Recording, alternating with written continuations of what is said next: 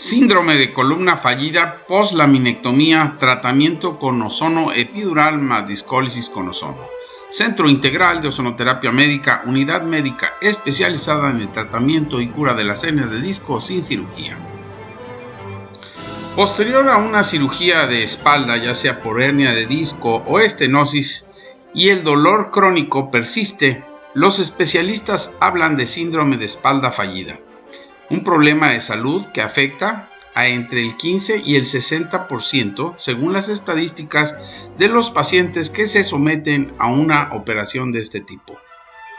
Aunque es una patología relativamente frecuente después de la intervención, esto no quiere decir que la cirugía esté mal hecha, ni siquiera que esté mal indicada, sino que el dolor no se ha solucionado.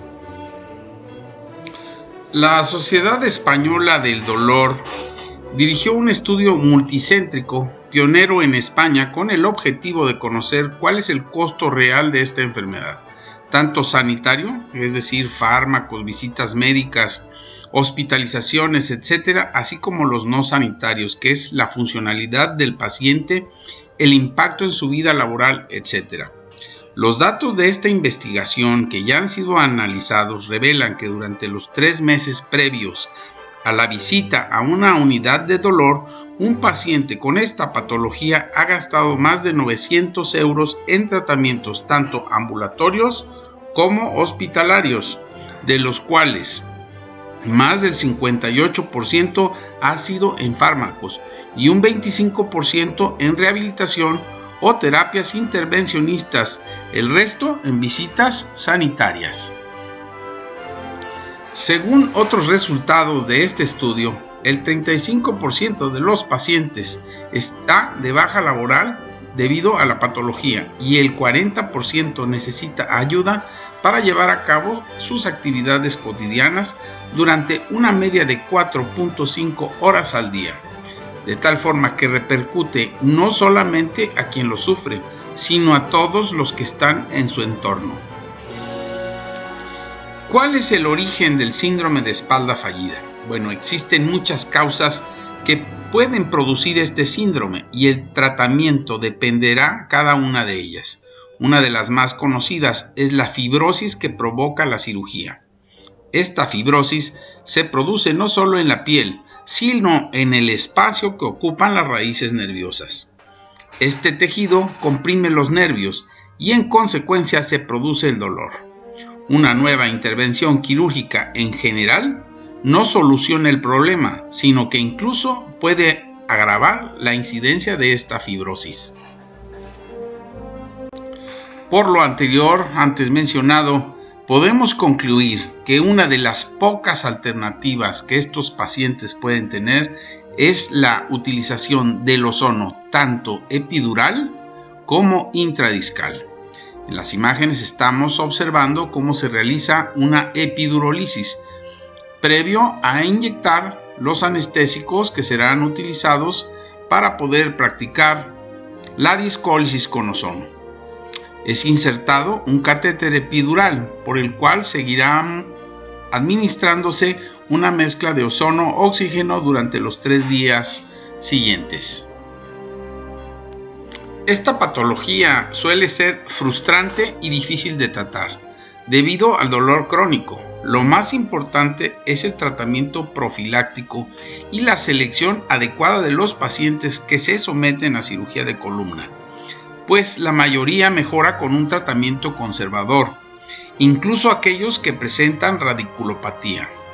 Aquí es donde toma relevancia la discólisis con ozono y la epidurólisis, siendo la primera alternativa de tratamiento médico antes que llevarse a cabo una cirugía. La clave para brindar un tratamiento apropiado es hacer un diagnóstico correcto.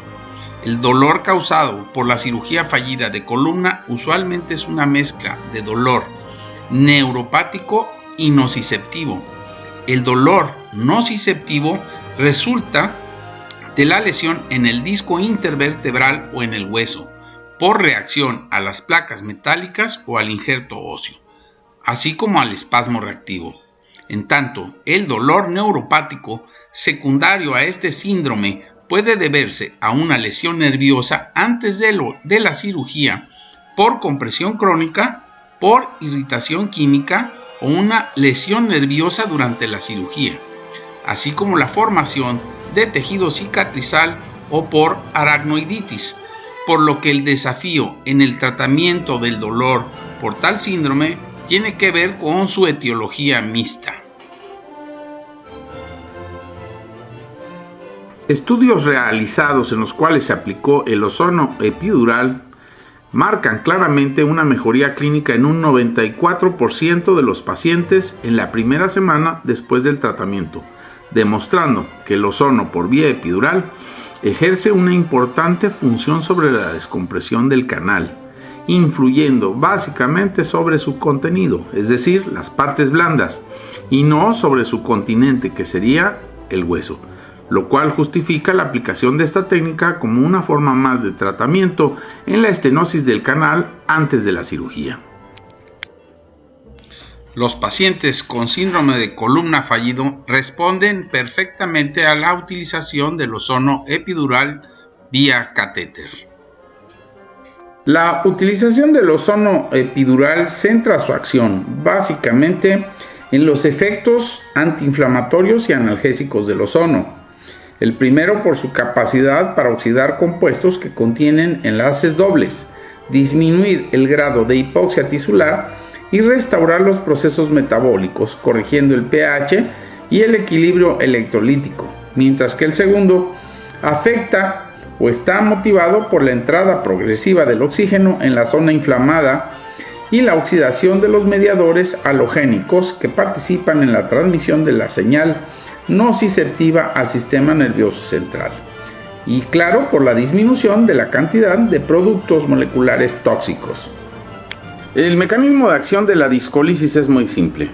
Una vez que se ha inyectado dentro del disco intervertebral, se disuelve en el agua intersticial y reacciona inmediatamente para formar un conjunto de especies reactivas del oxígeno, como el peróxido de hidrógeno y el radical hidroxilo. Estos reaccionan con los hidratos de carbono, proteoglicanos y colágeno, que son los componentes principales del núcleo pulposo, causando con esto su rotura.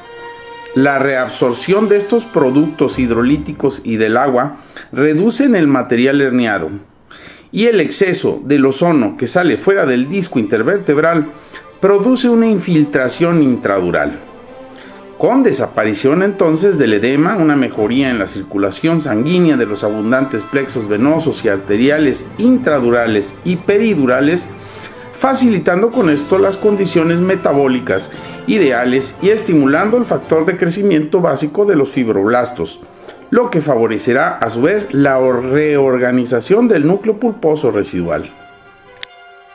Por lo anterior descrito y analizando los mecanismos de acción tanto del ozono epidural como del ozono intradiscal, está más que indicada como primera alternativa de tratamiento la epidurólisis con ozono y la discólisis con ozono.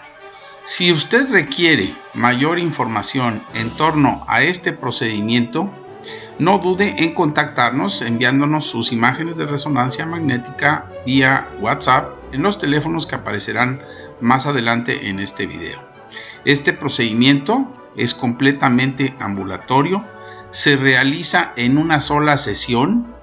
El paciente tiene que acudir a la aplicación de ozono epidural todos los días durante los días que permanece el catéter fijo en la espalda, como estamos viendo en las imágenes. Es de suma importancia que el paciente durante estos días guarde un reposo adecuado en casa sin tener mayor actividad. La valoración para este tipo de pacientes generalmente la hacemos en el consultorio una vez que hemos revisado las imágenes de la resonancia magnética y hemos clasificado el tipo de lesión que tiene el paciente.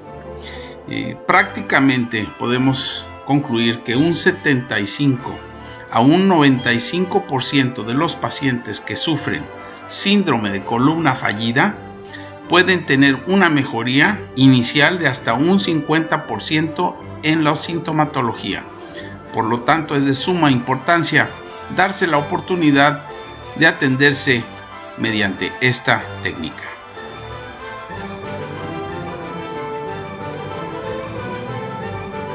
Centro Integral de Ozonoterapia Médica.